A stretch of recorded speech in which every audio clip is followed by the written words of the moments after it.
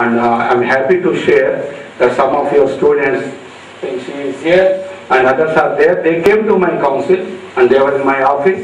My colleague Mr. Balram has helped. I could not unfortunately interact with them. They did some good work.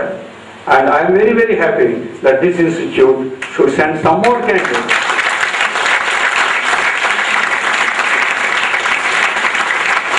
And also I found they are very bright. Let me be frank. My colleague says that they're very good inputs, extremely good. I am very happy to that extent. Yes, that academy, institute, government interaction is required. We must share. And also I went to the extent of telling that yes, I am prepared to give some financial support. Fine, we give so much and we have been paying that. And some of the students are as trainees or even after that, be in touch with us and we can give you placements. And on 23rd this month, next week, we have a program of CEO Conclave where national building and also international building of pharma. As our council's role is, we have been organizing a CEO Conclave.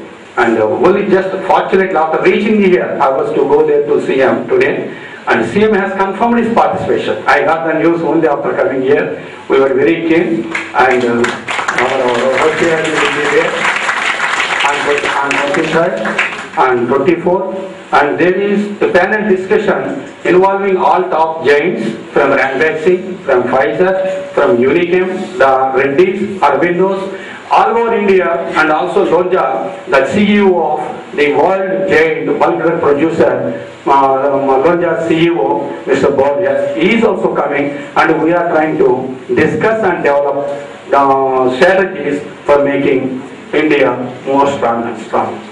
I have brought a small note. I would just read out for your information. I don't want to take more time from you, but I only want to stress that apart from other sectors where there are very good opportunities, but for budding managers, people like you doing international business, my own experience is there is extremely good opportunity for international business in pharma.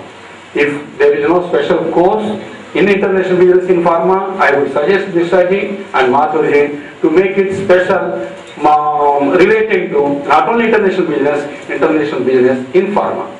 Because the requirement is little different. It is not like any other commodity.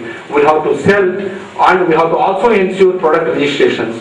Quality is the problem, registration is the problem, callbacks is the problem, and you must be in a position to explain this and show the strength of Indian pharma, and you must be in a position to sell it only when you know the international trade requirements for pharmaceuticals.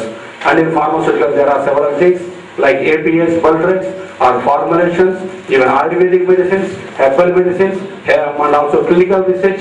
Most of these most challenging opportunities are available to you, and I would request you to be in touch with us, take help, and Mr. Balram, my colleague is here, he will also be able to help, but extremely good opportunities. As far as my reading of what I have prepared, I would like to just read out if you don't mind. And also one good important, today's program is one small step that would go a long way in fulfilling this depth of high quality professionals who are required in international business. It has been my experience in the countries like China, particularly yes, China is one country where we are facing a lot of competition in pharma sector, and China is very strong in spite of all our efforts in bulk drug sectors. China, for our sale of pharma and bulk drugs, China is taking the lead, and Government of India and Pharmacy, we are trying to see that not only in generic formulations, even in bulk drugs, and whatever competition we are facing from China, we should win over them. We should establish our position against China also. In India situation, it is fast changing, and there is a need for academic institutes and students, as I rightly said, that China is really doing well, and my experience, particularly in traditional medicine and others, how they could achieve is because of interaction with institutes, interaction with academia and industry and government, and that is lagging. But in our case, in pharma, now that IISM, our NIPER Hyderabad has been started for sharing the research works, but whereas in management courses, in management and also marketing, we do not have much interaction with the academia, and the council's role is marketing. In fact, marketing in international, taking the Indian pharma to international markets, and we need this, and we definitely wish this institute also to be in touch with us. And we have our offices in Bombay, we have offices in Delhi, in Ahmedabad, where all pharma games are there.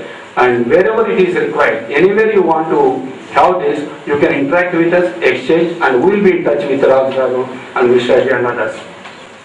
Pharma is contributing a lot, and in GDP it is about 1.86% of country's GDP, and also it has got 1/3 of domestic pharma market is about 1/3 of the total exports of IP and also BPOs, and we have got exports which are more than for automobiles, more than for agricultural products. It is only showing, and we have grown in the last 4 to 5 years in pharma exports after the Pharmexil has been set up. Which Pharmexil came as our organization, that is the Commerce Ministry set up organization as Pharmaceutical Export Promotion Council, Pharmexil. It was established in 2004. And in the period of these 6 years, the pharma exports have grown from 17,000 crores to 42,000 crores in last. And this is a commendable growth, and acceptance has gone. Particularly small companies, I wish most of you also consider to join these small companies. Only yesterday somebody from Ahmedabad, he was here and he was telling that he has not seen one foreign country. He never touched a foreign country belonging to some SME sector. Again, a management guy who did his work and well, and he started following and participating in our delegations, trade fairs and trade delegations all over the world.